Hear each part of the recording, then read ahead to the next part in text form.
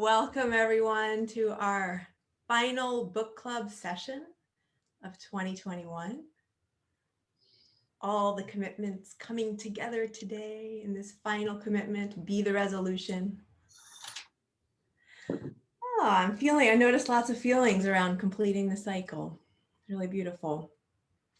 Let's all stand up, please, to do our presencing.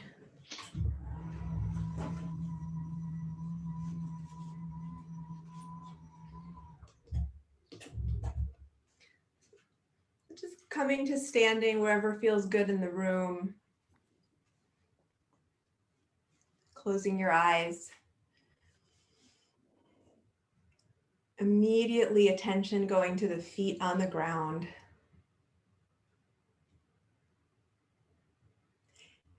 And notice, how are you standing more on your right foot, more on your left foot? More forward, more backwards, more towards your back. And allow yourself to just sway a little forward and backwards and right and left, and find center right now. Not center as you would imagine in a window, but what feels like center. And then once you find that with your feet on the ground, really commit to dropping into your heels so the heels sink down, knees are soft. And then feel, even through your shoes, the balls of the feet in the front on the ground. So you're creating a tripod you're standing on. And then journey up your body and with awareness. So taking your attention up your legs, up your torso and chest, all the way to rest your attention on the crown of your head. And see if you can allow the crown of the head to almost soften, open, and expand.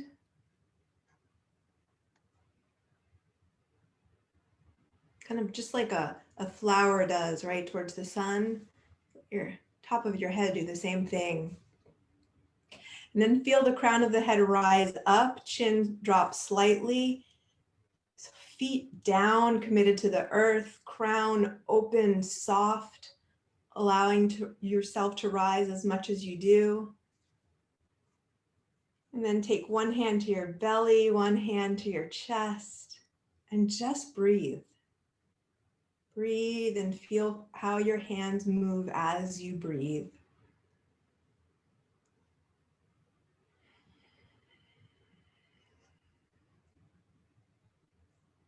So right here, right now, this feet, head, breath. Nowhere to go, nothing to do. And releasing the arms. And opening the eyes. And then you might want to take a stretch or something before you sit back down, if you choose to sit back down. And I'll hand this off to George to take us through the logistics for our session today. Welcome everyone to week 15 of 15 weeks of the book club. We'll be here today for 90 minutes exploring commitment 15, and love seeing your faces, so keeping your camera on as we jump into breakout rooms together. And I'll plop the course page into the chat one last time. We'll post the video from today there, and those videos will be on the course page for 3 months after the session, so that you can come back to the course page as well. And we are recording today, so just a reminder, if you jump on to speak, you will be recorded and only shared within the course. And I'll hand it off to Jim and Diana. Thank you, George. Thanks for all your great support. I feel so happy. I've wanted to do book club for years, and so grateful that we got to do this together. You all have just been practicing commitment number 14 this past week, looking for win for alls. And would love to have you jump into some triads and have a conversation with a couple other folks about what did you learn this week? Any win for alls you created that were really valuable, any challenges you had along the way. Everybody is going to have 2 minutes to share. Person with the shortest hair, you're going to go first this time. So person with the shortest hair, start the conversation off. What was it like? What was your experience practicing Commitment 14? Okay, welcome back. Want to see if anybody has anything you want to share more broadly with the group about your practice of Commitment 14? Win for all.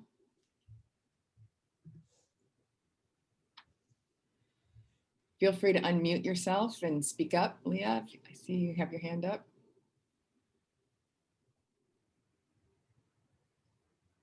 Yeah, I'll share. I shared this in my little group. But basically last week, Jim, you said something about, we can't get a win for all unless we know what we want. And it was just like oh my God, I've been trying to solve the whole world without being honest about what I really want. So we all in our group had a similar vibe of like, this is a really hard commitment. And I just noticed this week I gave myself permission to dial it back. Like, who cares about win for all? I need to know what I want. So that feels like that's where I'm at right now. Yeah, and goosebumps. I think we could just do like a 3-month practice just on allowing our wanter to come back online. Because for all different reasons, I think most of our wanters got broken. And it's all, subconsciously calibrated. From the time we're little children, I can't want what I want because if I want what I want, my older sister's going to get jealous. I can't want what I want because my parents live in a scarcity mentality. I can't want what I want because, and then you throw our psychology and our, all on top of that. So I agree, Leah, getting to win for all begins by just spending a long time gently inviting yourself to want what you want. Do you want a blueberry pancake or do you want a protein shake? Or do you want to just look at some flowers on your desk instead of eating? Really ask yourself the question, what do you want? Leah is staying here with me, so I have had the privilege of watching her practice for the last 4 days. And one of the things that also is paying attention to, you don't have to know why you want what you want. You don't have to have a good reason. You don't have to explain it. That's another piece that I see keeps us from wanting what we want, is because we think we're supposed to know why.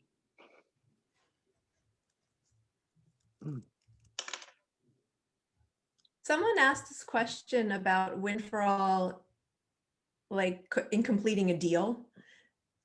And one thing, so I know you probably can speak to that. And I know there was a great article that Rachel Zur was involved in interviewing Diana about creating win for alls, particularly in business situations.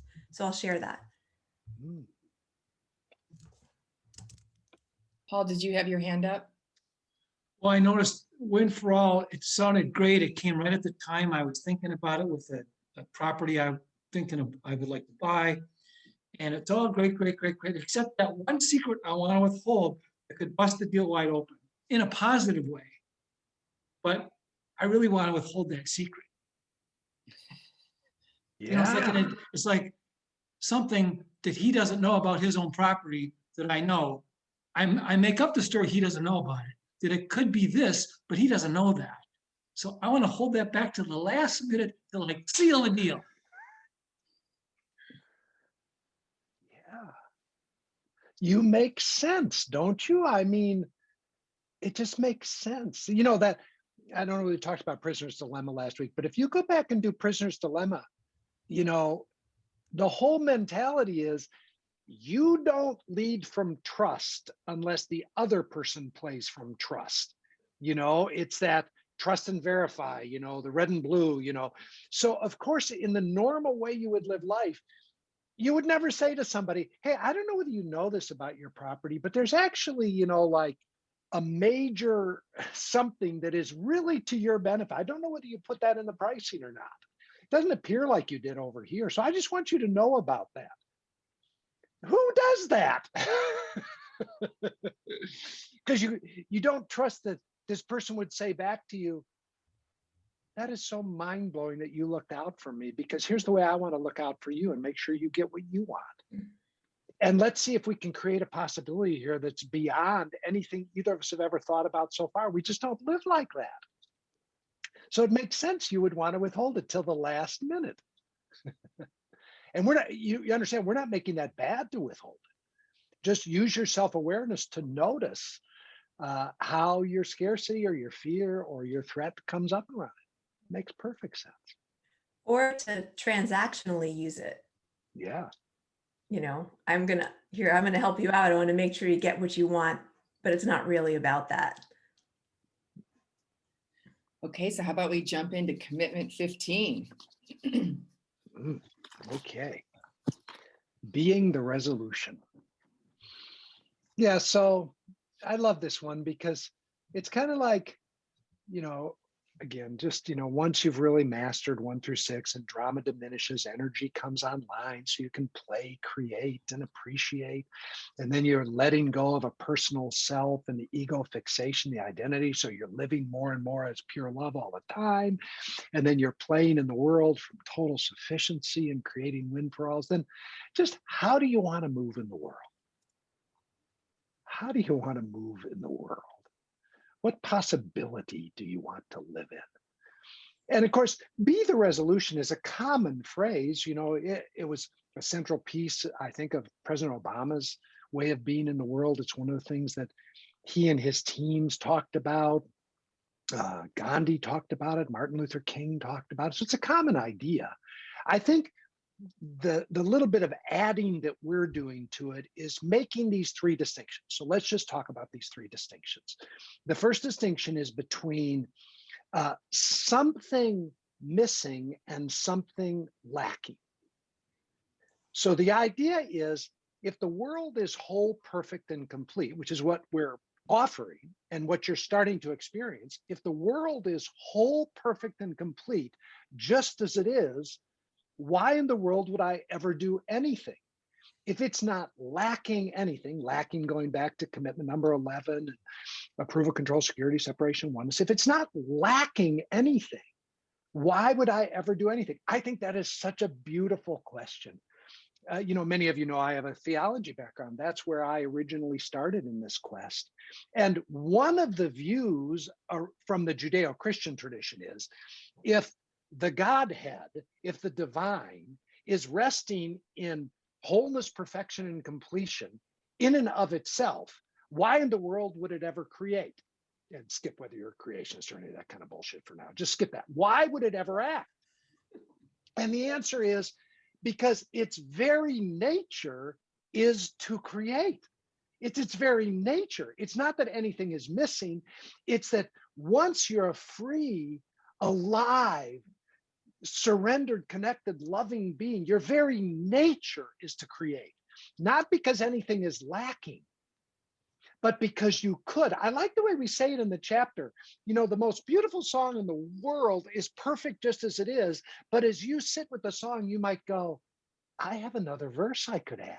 Not because the song is lacking anything in its 1, 2, or 3 verses, but just because it's yours to create. I want you to feel the difference between creating from creating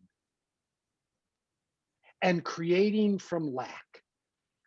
So you can start to feel this now as you've journeyed with us all this way along. So that's the first distinction when we talk about being the resolution. The second distinction is between an invitation and a demand. An impulse versus an obligation. So that's why we say you live in the world, you're just moving through the world. You could be moving through the world and you could, you know, just look at your garden and your garden is whole, perfect, and complete, just as it is. But you think, wow, you know, it'd be so fun to just carve a little more out of this bed. And then over there, I want to plant this. Okay, beautiful. And you can feel, does that feel like a compulsion because you're a compulsive gardener? Or does it feel like an impulse to create? compulsion coming from should, have to, lack, impulse coming from an improvisational dance with oneness. So again, to play this in the world, you want to start to feel the difference between impulse and compulsion, between demand, I should, I have to, I must, and invitation. Wow, life is inviting me to play this game. It's a very different vibration. And then the last one is the difference between being and becoming. And that's the whole thrust of it. Are you willing to be the resolution and to become the resolution versus doing and trying, One is moving from an organic essence that is flowing through you, and the other is moving from effort. And we talk about the big distinction between those two. So as you start to move through the world and start to stand in the possibility of being the resolution, those three distinctions become very important. And then at a practical level, what it looks like is like you're in your intimate relationship and you're going, well, I just wish that he, she, they appreciated me more. The real simple application is, would I be willing to be the appreciator? It looks like the world needs appreciation, meaning I need it, but would I just willing to be it instead of requiring, requesting, demanding it from the other? So there you go. There's a bit of a download. Diana, what comes up for you? Another practical example would be, you're not listening to me, and listening is missing. And so then would I become the listening that I experience missing in the room? So would I be the high quality listener to myself, to them, to everything around, so that then nothing's missing because I have stepped into that and become it and been an invitation then for others to do it as well. I'm really tuning into, Jim, you've been riffing lots about the order, especially of the commitments recently, and how the win for all coming before being the resolution, that with the win for all, you're really learning to tune into the room in a lot of ways and into the whole, the parts in the whole, right? What I want, what you want, what we want, what the planet wants. And that's, listening is really required to be the resolution. Like, so this somatic organism gets to be the receiver of all that and can just know what the resolution is. I'm making this up, of course, but I like the story. I do too. And you're pointing to, we said this before, but when you start moving into these last 4 or 5 commitments, you're really starting to dance more and more in a mastery of by me instead of to me, and starting to play with through me and as me. You're starting to fiddle around in that other realm. And that's what you're pointing to there. That deep listening is part of playing in those other realms. One of the primary characteristics of through me is, do you have the capacity to listen to what wants to happen through you? You can also apply this more broadly. I remember when there was the big oil spill down in the Gulf, and it was I could feel how upset I was for how much damage was occurring, especially to the animal life in the ocean. So I can blame, and I can say they need to clean it up. And I think that what's missing is they're not taking enough responsibility for caring for the environment. So then the practice is, how can I be the resolution? How do I step into caring for the environment? And what are all the ways I can do that? So one might be, am I caring for the environment of this body? Am I caring for my physical environment around me? Am I tuning into where I'm leaking? How am I living a life that needs to pump more oil? All of those things were ways I could look at, how can I be the resolution for what I see missing? Mm-hmm. Which is kind of like what you mentioned in the chat, Sierra, the difference between a parent telling versus modeling. Right? Being the resolution is in that direction for sure. Does anybody have any specific questions? Jennifer, I see you raising your hand. Yeah, so in the chapter it mentions the by me leader tunes in and does what is called for in that moment. Is there a way to get paid for that? 'Cause it's all the fuck I want to do. Honest, can you? It's all I'm here for. Okay, someone point me. I just, Well, it's all I want. yeah. Okay, so first of all, we do this all the time, but just check in real quickly. Where are you asking that question from? Are you My asking solar it from plexus. beautiful, great Yes. noticing? Does it feel like you're asking it from below the line or above the line? Below. Beautiful, great, Yeah, great, yeah, great. yeah. See, it's so good to catch that because no matter what is said by any of us, after you ask that question from below the line, the consciousness you will hear it in or from Mhm. will require filtering it through the belief that no one could ever get paid for doing that. Mhm. That's the mindset, right? So Yeah, we yeah. would ask you to go back and play, Yep. go back and do the 4 questions. Where am I? Can I accept myself? Am I willing to shift? And what commitment is creating the contraction? And then Mhm. how will you shift? And as you do that, so what you're asking is, could I be adequately resourced? By the way, you said, would anybody pay for it, which shows a limiting belief in and of itself. Right. I Yes. really want to make that distinction. Yes. Like, Jennifer, are you willing to be radically supported in ways that don't require anybody to pay for it? Pay for it is a whole mentality. It comes up in your consciousness. Can you feel that? Yeah, I can. It's yeah. like where we sit around sufficiency. Yeah, Are yeah. you willing to have more than enough to do everything you want to do and not necessarily need anybody to pay for it? Well, Well, from below the line, you go, what the fuck are you talking about? From above the line, there are actually countless ways you could be resourced without anybody paying in the way that question is asked for it. Mhm. Would you be open to that? Okay, good. So are you willing to be totally sufficiently resourced in life, doing what is your essence, genius quality, which is to listen deeply and do what is needed in the moment, Mhm. and have that be poured through your unique personality and gifts and abilities? The question is not, is there somebody who will pay for it? The question is, are you willing to be it? Mhm. And if you're like most of us at this point, the answer is little scary. Sure. Would love that.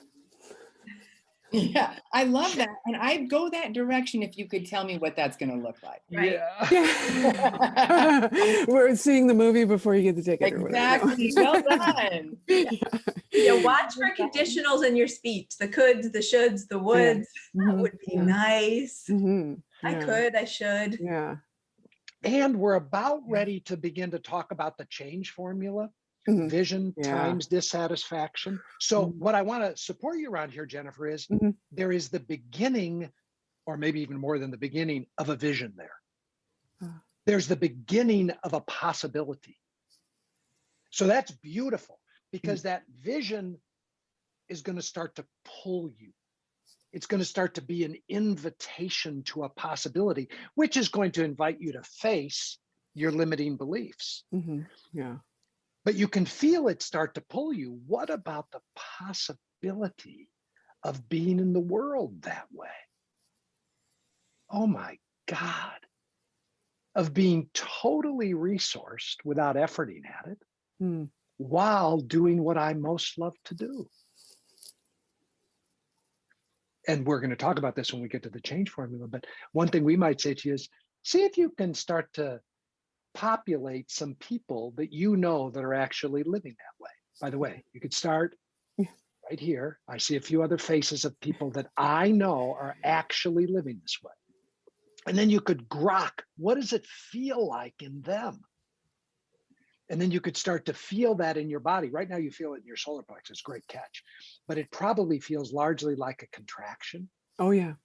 Yeah. So as the solar plexus soften, which they will if you just breathe and relax and accept your fear, then you'll start to feel a somatic match Mhm. with that vision, and your body will start to draw you towards that possibility. I'm gonna just what's it called? Marinate in that. Yeah, that's Thank you. beautiful. You go marinate, Oh. girl. Does anybody else have any questions or comments about this commitment? I had a question. I'm just curious the way you guys are saying, when you notice something is missing, see if you can be the resolution. And that language feels like it's still a perspective of lack. So is there like a micro shift between I notice something is missing and I'm choosing to be the resolution where I don't see it as lack anymore? Yeah, well, just begin practically by like, can you think of anything right now that you notice lacking in the world, Anna? If you just, does anything actually come up for you? Sunshine. Okay, great. Yeah. So I don't know. There, okay. Okay, great. So let yourself feel the lack of sunshine. Mhm. Really feel it. Mhm. And that wanting of sunshine, does that feel like that's coming from wanting approval or control or safety or oneness? Mhm. Good. Whichever one you're most aware of, just let yourself welcome Control. that. Beautiful. Mhm. So now you would know that it is coming from a lack. So then Mhm. we would just do that. We would just start releasing on that. And then we would see once you release, we're back on commitment 11 now, and you actually experience as a reality, not as a belief, that in this now moment, there is no lack of approval, control, security, and oneness. You actually experience it. Then I would ask you to tune into what you're calling a lack of sunshine and just see if it still feels like that to you. Okay. And it might.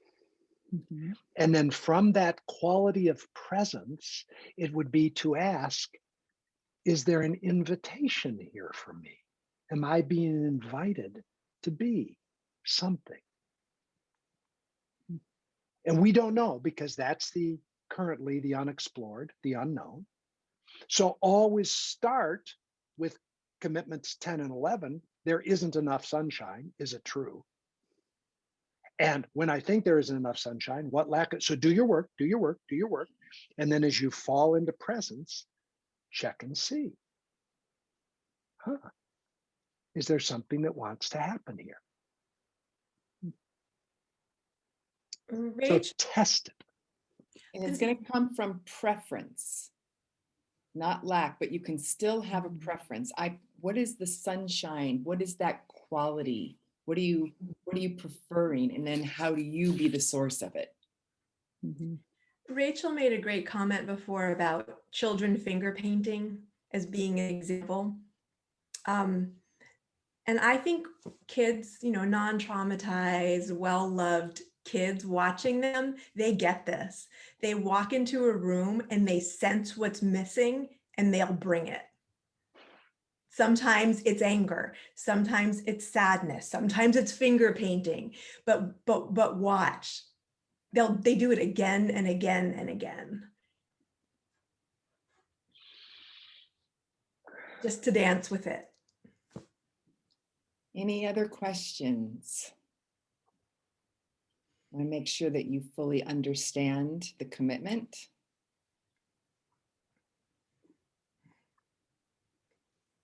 Why wouldn't traumatized kids also bring it? Great catch, Olivia, for sure.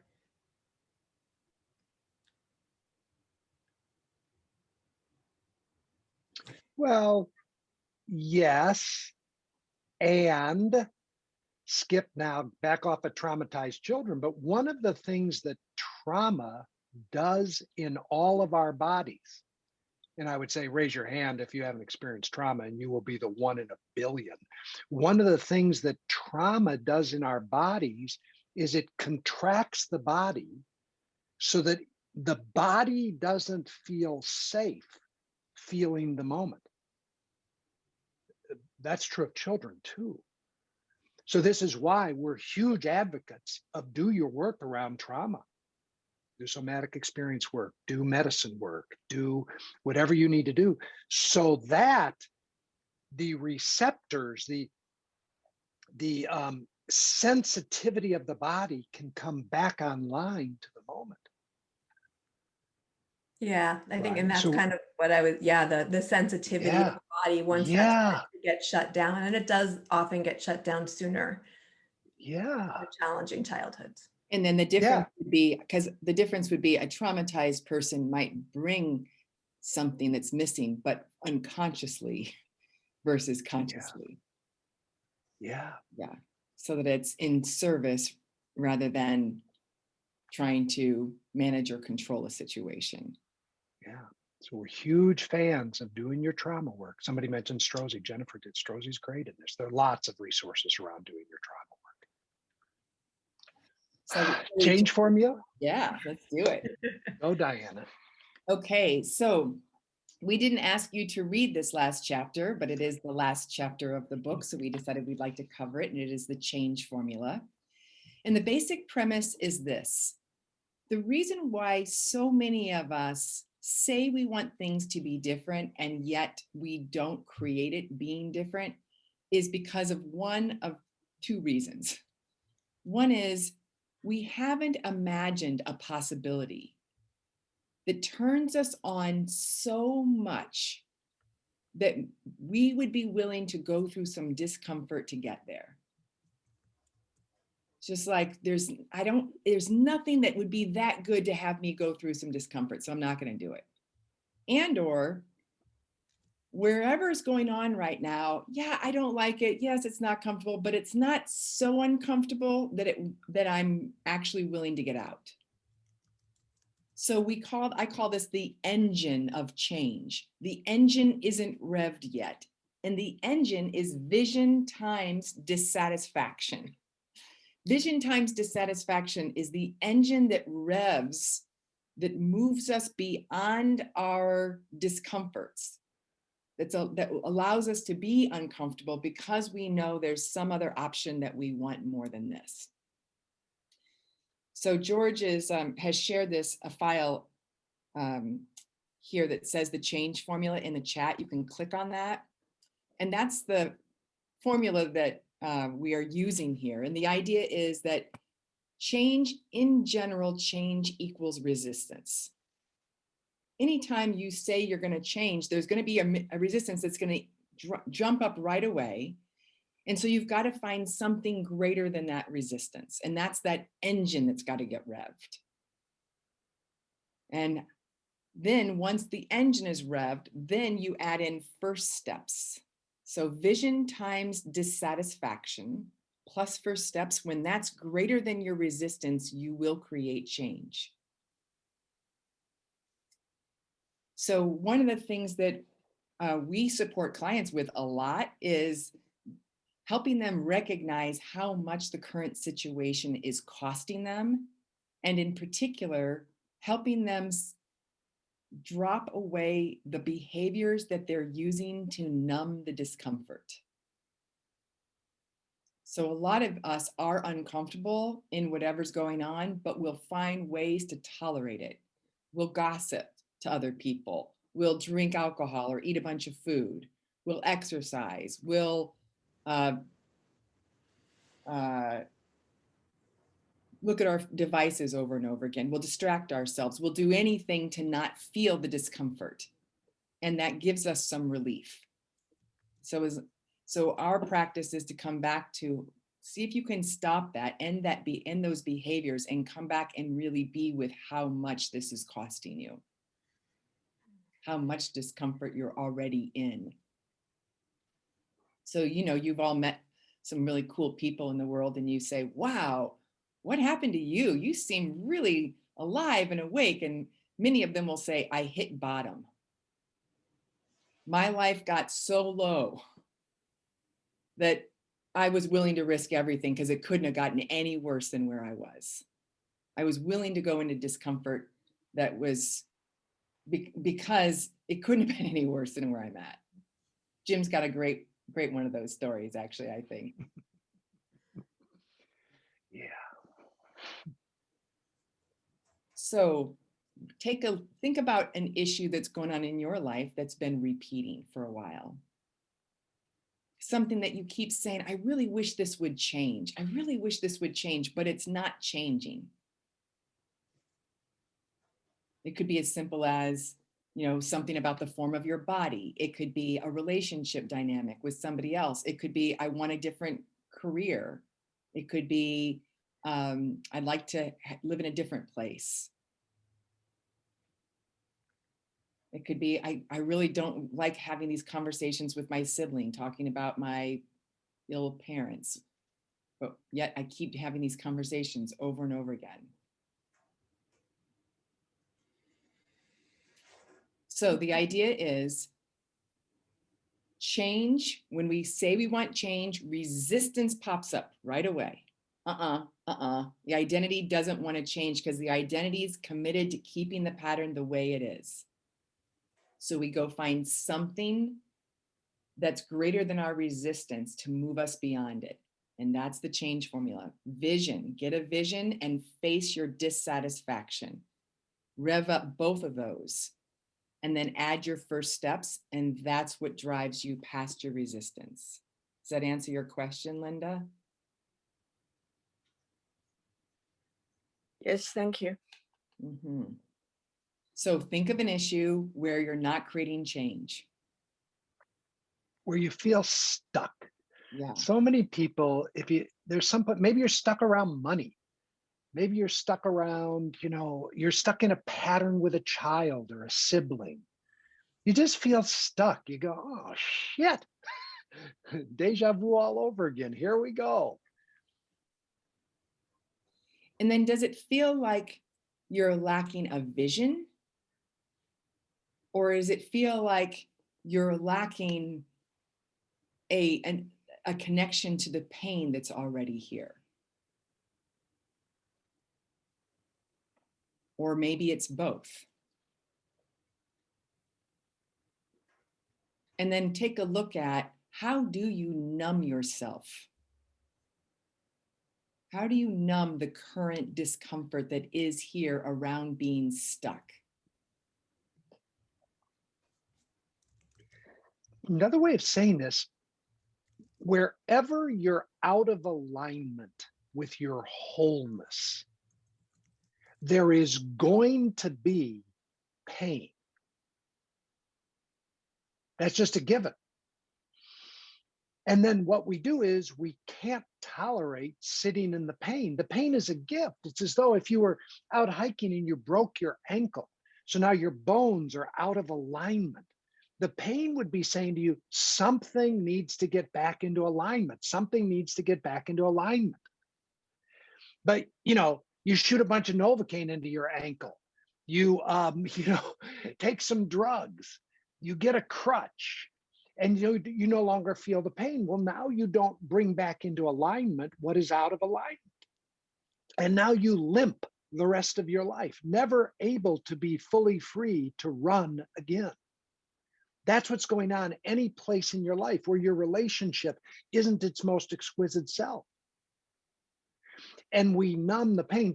A primary way we numb the pain, you guys, is we won't sit still. I say to people, if you want to feel the pain that you're not facing in your life, just go spend some time in solitude and silence. Back in the day when I did a lot of men's work, the culmination was we would take men into the woods and we would give them 25 feet of rope. And we would tell them, put this rope in a circle. Get inside the circle. We'd give them a gallon of water and a journal. And we'd say, stay here for 3 days. And we'll come back and check on you, make sure you don't get eaten by wolves and stuff. Just can you sit in solitude and silence and let the shit come up? If you just do that, whatever you're not fully facing the pain will come to meet you. Debbie and I just listened to Matthew McConaughey's book. Somebody must have recommended it to us. We were in the car for a couple of days. Green Lights. And I don't know anything about Matthew. He seems to be, a very interesting human being. But one of the things he has done as a discipline in his life is go to some monastery on a regular basis and sit in solitude and silence to let the demons come up. Yeah. I can't say how important that is actually as a practice. If you're really wanting to face your discomfort, that is a fantastic thing to do, is go find a place to be alone and no other contact. As one of my practices for about 20 years of my life, I spent 3 days a month in solitude, silence, and fasting. I don't do it like that as a practice anymore, but it changed me, it shaped me, it made me. And it scared the living shit out of me. First of all, I used to be scared of the dark, and I started this practice when I was in my 20s. I'd go into the woods, and first thing I had to get through was just being fucking scared of the dark. And then I was constantly stimulating myself. Like I like to read books, or growth was a big stimulation for me, or whatever. It's why when I recommend this to people who really want to go to the edge, I say, don't even take a journal, because a journal can be a distraction. Totally. You can sit and write your way out of shit. Just sit. Yeah. By the way, if you don't want to start with 3 days, just try it for 3 hours and see how you do. And also take all timepieces away so you can't know what time is, because people will use time as a distraction. So we want to have you go into breakout rooms, and we're going to have you pick one of these issues. Where are you stuck? And what is it? Is it a lack of a vision? Is it a lack of discomfort? How do you numb yourself? And how could you ignite a greater vision? What would it look like if you could stretch your imagination out? Jim and I were both saying, when we first met Gay and Kathleen Hendricks, for whom we got a lot of this content, we both were inspired by their marriage. I hadn't seen anything like it. And it was the first time somebody showed me another possibility. And I remember in that moment saying to my husband, I love you. I want to be with you long term, but I'm willing to put this relationship at risk if you're not interested in creating that with me. Because that vision is so beautiful. I now know what I want. And, it was bumpy, it was uncomfortable along the way, and we created it. Yeah. And now they provide the same inspiration for others.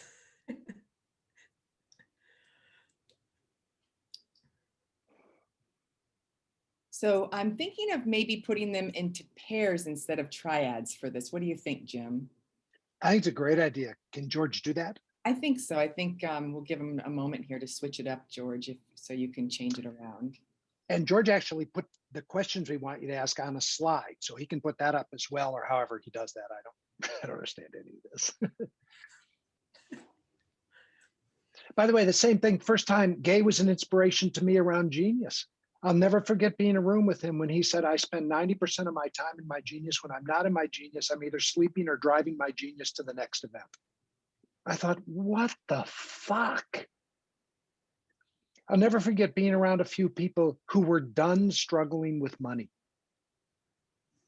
who chose to live out that commitment number 13. And what that required for me was I was working with clients that I didn't want to work with, flying all over the world, meeting with clients I didn't want to work with. And in a matter of 30 days, I fired them all. No idea of where my next paycheck was going to come from, how I was going to make money.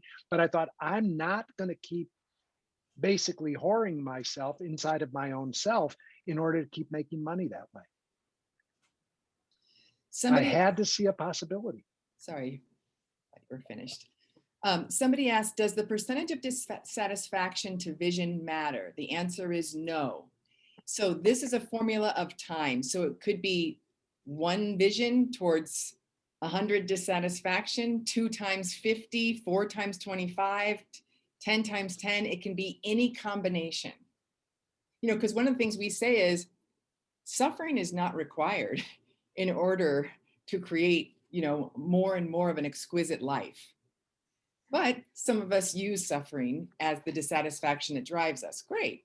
But you could also not have much dissatisfaction in your life and be so inspired by visions that keep moving you forward out of places, even subtle places where you're stuck.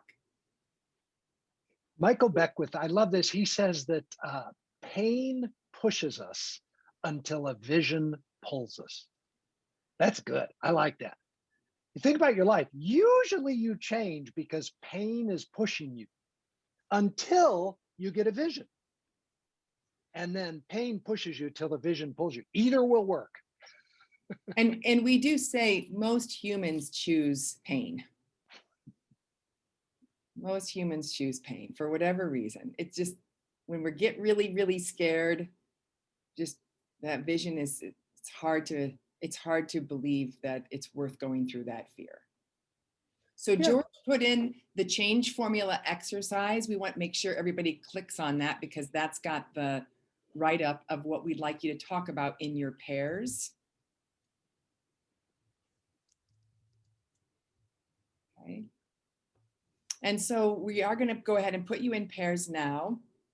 And person with the longest hair, you're going to go first. Share with your learning partner your issue and tell them, answer those questions on the change formula exercise. Does anybody not have access to that? Just want to see, raise your hand. Alice said she doesn't have access to it. Okay, so Alice, we'll make, and Sia, you don't either? Okay, we'll just make sure that the two of you aren't partners and we'll have your other partner will tell you the questions. So Thank you, Rachel. There it Rachel, is in just the chat. copy it from the chat. Rachel put it in the chat, so anyone who needs it can copy and paste it to the app of your choice. dang, thanks for being the resolution there, Rachel. Yeah. Check and see, Rachel. Did you do that from Hero? Were you rescuing anybody? Was there any compulsion? There might have been some compulsion. Yeah. Well, I appreciate your compulsivity. Okay, so you're gonna get, let's see here, time for this one. We're gonna do, looks like 2 minutes each, Jim? Was that I was your, going 5 and 5, but oh, 5 and 5, okay. Yeah. 10 minutes. Let them really explore this Yeah. and talk with each other. Beautiful, let's do it. Okay, so 5 minutes each, you'll see a little notice that will come up that will say, please switch, and have the next person take their turn. Okay, so welcome back, and want to hear anybody share more broadly with the group of anything you learned or experienced or questions you have about this as a practice using the change formula.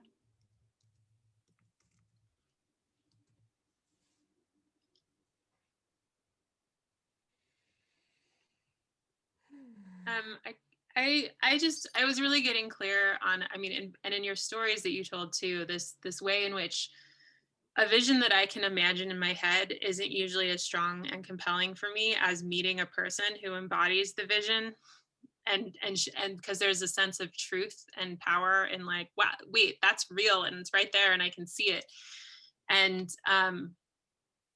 so I'm wondering, I mean, it gives me some inspiration to go just, you know, search for the right people, whether I know them personally or not around this particular issue. But I'm also wondering if you have any tips on finding examples that help amp up a vision, like besides just running across people. Yeah. Movies, biographies, they don't have to be, like you said, Rachel, they don't have to be people you know. If you watch a movie and you go, wow, I notice I was lit up around the way that person was being, just start there. Certain people you're drawn to in biographies, that's a huge way to do it. What does that person embody that you go? So those are ways that you can add to it that can be wonderful for finding examples. Leah Pearlman had us watch a movie last night called Supermensch. And I thought, this man embodies, it's based on a true character. And I thought, this man embodies some qualities that I haven't seen examples of yet in the world. And I want to be more like that. So, if any of you have movie characters or, real life documentaries on people that you think hold visions of possibilities, you might share them with one another here. And I like what Rachel's pointing to also, to really know what inspires you, right? So a model of a person, like you're saying, oh, that's more inspiring to you than another way. And someone might be more inspired by visual art or by sculpture, or people who create vision boards. Again, it's not going to work for everyone, but what is it that represents your vision that really works for you? It can be a creative project to find that.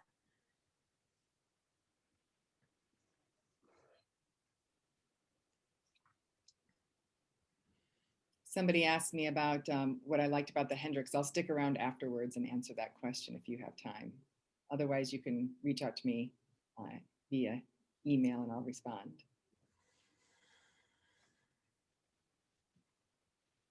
The one, Mridul here, one quick question that I'd love to ask. When it comes to vision and dissatisfaction, when I was going through the exercise, two things came up for me. Is I can either imagine the vision as being some external vision, some external way the world should be so that, I can move towards it, versus there's an internal aspect of how I would like to be in a situation. And I was actually getting a bit tangled between both of those. And I'm curious if you have any thoughts on how you use this, whether you use internal visions, like I would like to be different, and that's my vision in the situation, versus I would like the external situation to be different. I know that makes sense, but let me throw it out there. You're saying you would like to have a different internal experience. Correct. So so to give you a quick example, right? I was exploring a situation with a colleague of mine, and I can have a vision that I want the situation to be different at work. For example, I want to have a different position. I want his position, my relative positions to be different. There's that external vision. Versus there's also an internal vision of me wanting to behave differently in a conflict that I have with him, right? So the change formula is particularly valuable when you feel stuck. Mm-hmm. Stuck. There's some resistance to changing. So you're having a conflict with a colleague? Correct. And how long have you been having the conflict with a colleague? 4 years. Okay. And so there's resistance to changing that pattern. Yes. So do you have a vision for the relationship you want with that colleague? I think that is something that I need to articulate fully. Right. Right. So go put attention on that. What would a beautiful relationship with a colleague look like? What's the relationship with this colleague that I couldn't wait to get out of bed to go hang out with them? Mm-hmm. Right. A starter kit, just to give you something incredibly practical. Think about the relationship and give me 3 adjectives that define the way the relationship currently is. Don't worry about it too hard. Just give me 3 adjectives that define the way the relationship is. Let's say angry, contentious, differing points of view. Okay, great. Different. Good. Now take a deep breath. If you could have that relationship be any way you wanted it to be, give me an adjective that will define it. I would say compassionate. Beautiful. Give me another one. Kind. Good. Compassionate, kind. Open. Open. There you go. That's the beginning of a vision. Now, if I were giving you some homework, I'd say, any place in your life, look and see if you can find relationships that are compassionate, kind, and open. Especially, this sounds like a professional relationship. See if you could find any illustrations of compassionate, kind, open relationships in the professional world. So I can immediately think of one. Now, I don't know whether it's true, but when I think about the way I see Joe Biden relating to Kamala Harris, I don't know, but it looks like it's compassionate, kind, and open. Again, it doesn't matter whether it is, as long as it inspires me. Mhm. So I would give you the assignment, find compassionate, kind, and open professional relationships, any place you can find them, and start to ingest that till it feels resonant in your body. And that will start to pull you towards that. And if you can't find an example that meets the vision you have, this is where the wonder questions come back at Commitment 2 that we explored, of sitting in a big question that's bigger than you. I wonder what a compassionate, kind, and open relationship would feel like in my body. I wonder how we would talk to one another.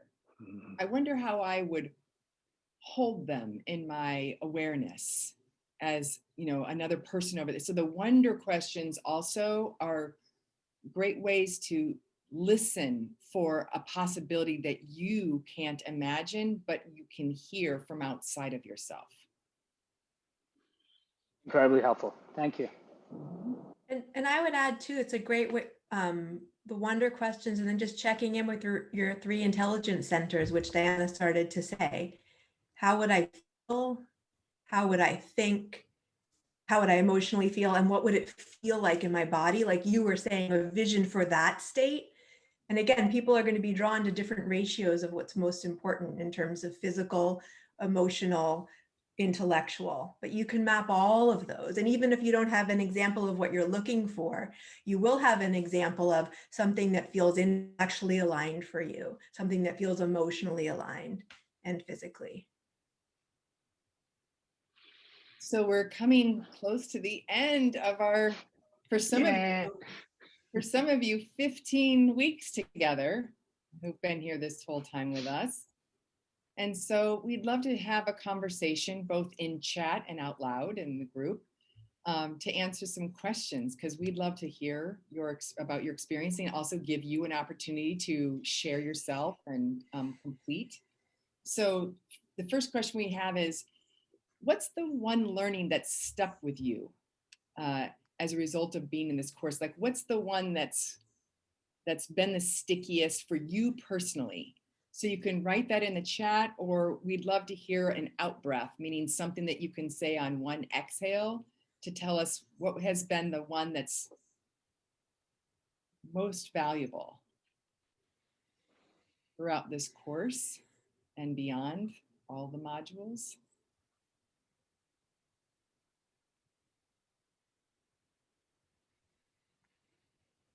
So love to hear you in the chat, or hear your voice. Yeah, I'll say the ASME teaching has been amazing to see what I consider Vedantic or mystical Christian embodiment put into the, call it, business world and personal world. I love it. And it just fucking rocked me when I listened to the Tim Ferriss podcast with you, Jim. And I want to have more conversations about it. But anyway, that's my one share. Here's to a possibility we can only begin to imagine, a new way of being in the world, in our organizational lives, that is so healing for each of us individually and for the collective. Wow. For me, it was around accepting that I'm just afraid, and how much fear, and to the point where I've just started vocalizing that in my teams and project. And we're embarking on this it's a big, scary project, and I'm excited about it. And I stepped into it 100%, and it's terrifying. And so I've said that several times over the last couple of weeks. And at least on 2 occasions, I've had people come back to me and say, thank you for saying that, because I have new team members that joined, and that was kind of how they feel. And just having you be open to that, it made them okay to feel it. And really it just came from, like, I felt better just sharing it. But then it was so valuable to hear that from everybody, just bringing that compassion, because I've never been comfortable with that. I've always tried to shut that down. Dana, I've heard you speak at least a half a dozen times, if not more. And there's a palpable difference I'm experiencing in you today. There's a softness, an availability, openness. You're more of an invitation to connect. And it's beautiful. It's like watching a flower bloom. Thank you. Yeah, this past week, I was what I describe as an ugly bear. I had allowed my schedule to just go back into what used to be status quo for me. And I realized that by the end of the week that I had become what I used to operate in from status quo, but I saw it and went, oh my gosh, that's horrible. That's a horrible way to be. I have to take care of myself so that I don't fall back into that. And just having that awareness is so wonderful. So thank you for seeing it. Speaking of change, maybe some of you have experienced having changed throughout this course, maybe not. But if you have, we'd love to hear, how have you changed? What are you noticing about what's changing? And you can put it into the chat, or if you'd like to speak out loud, we'd love to hear from you. Oh, I must say, I am listening to my body so much more. I'm even keeping tabs on it and saying which part is saying what. And it's such a trip. I'm freaking out at that it's so simple, but so powerful. Oh, whew, thank you. That's beautiful. I think Jim's discussion on the perspective of if the universe is benevolent, and I remember saying, I'm not saying that it is, and if we come from the perspective that it is, where is the gift in this? You know,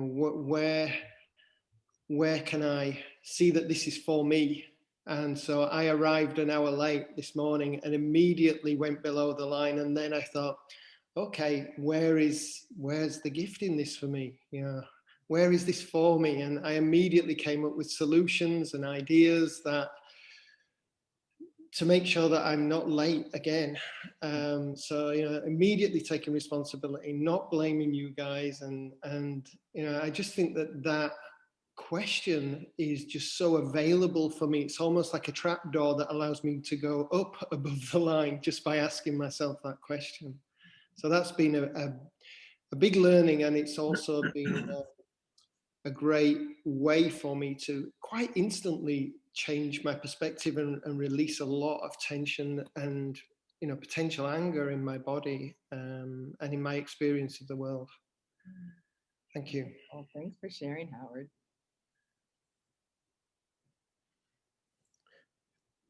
It's Robert here, and I have found it really helpful to the basic concept of, am I above the line, below the line, and to know that I can shift myself.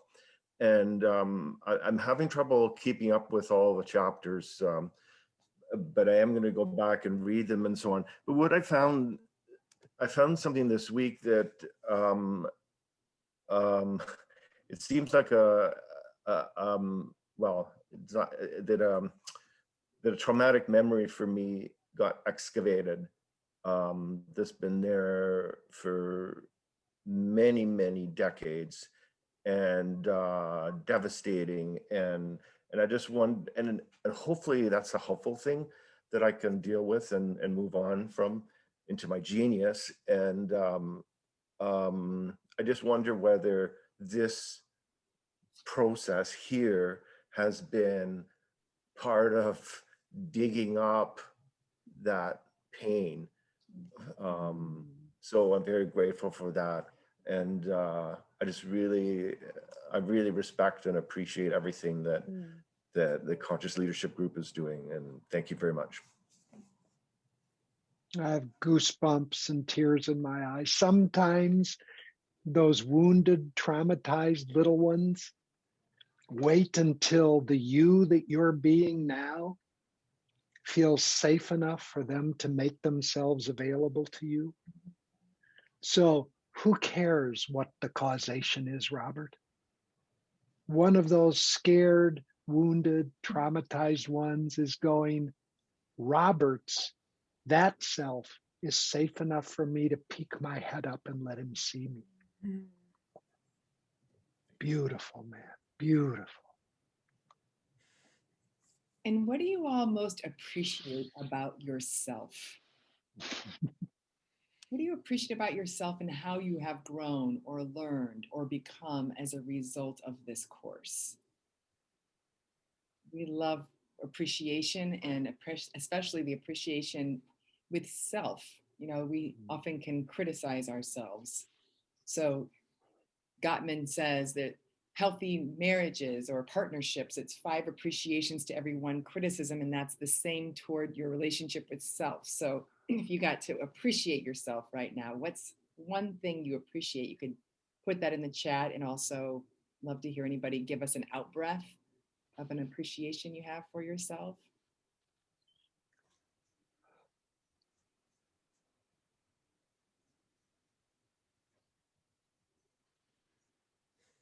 I appreciate that I've brought this work to Prince Edward Island, to the east coast of Canada, and created a community that's growing.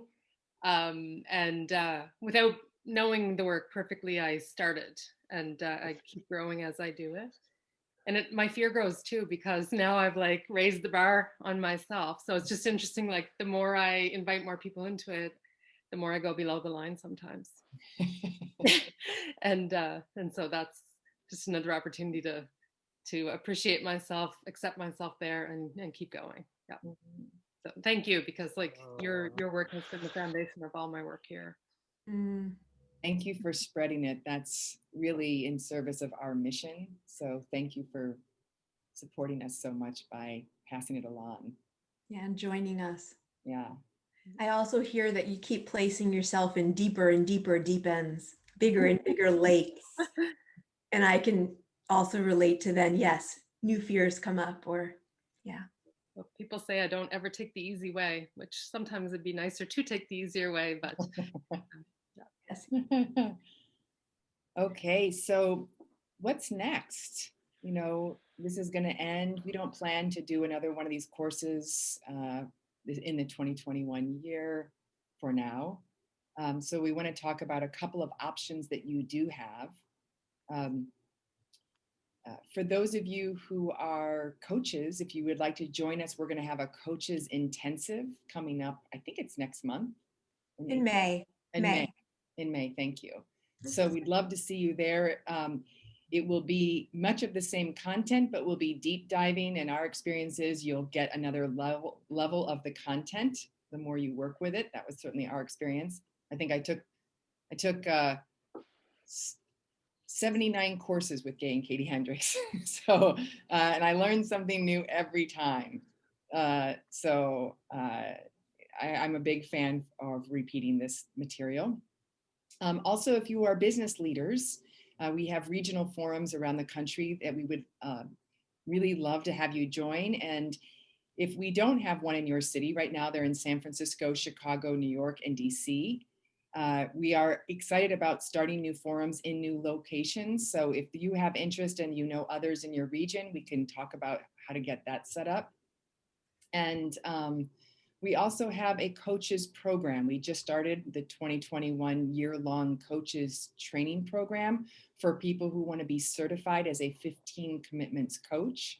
So if that's of interest to you, we'll be putting new material up in the coming months on what 2022 will look like as a program. And so you can always reach out to Lainey at conscious.is and let her know, hey, Lainey, I'm really interested in that program. Please put me on the list to make sure I don't miss out on that content on how to get involved in that program.